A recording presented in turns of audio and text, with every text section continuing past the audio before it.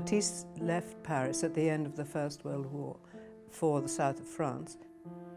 He was absolutely bowled over by the light. He was a northerner, and he had just never seen or imagined sunshine like the light in Nice. It was the light and the colour that really shaped the rest of his career as a painter. The pictures he began to paint then led pretty much directly to the great coloured cut paper compositions that he ended his life with. This is in fact a very deceptive painting.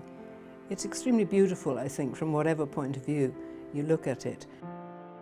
But Nice was a very washed up place. This was a terrible period for France, which had been really smashed by the war. The girls he painted were almost all displaced girls. They were looking for work. There weren't enough jobs, obviously. So he's painting a very insecure world. He particularly liked the model in this painting. Her name was Henriette Darricarrère.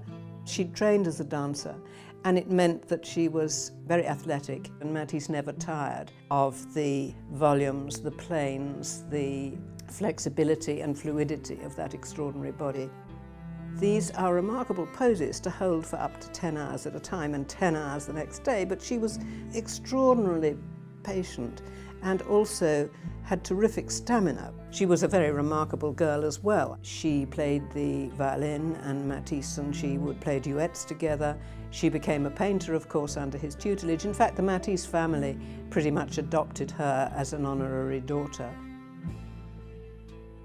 This Odalisque theme arose by pure chance. His daughter had come to visit him, and they went to a fancy dress ball, all three of them. Matisse dressed up as an Arab sultan. The two girls looked like two girls from the harem, and it was a great success.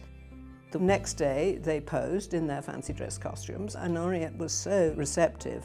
He would not have painted Odalisque if it hadn't been for Henriette and the way she responded, the way she felt liberated by the whole thing. It was very much an equal partnership between the two of them.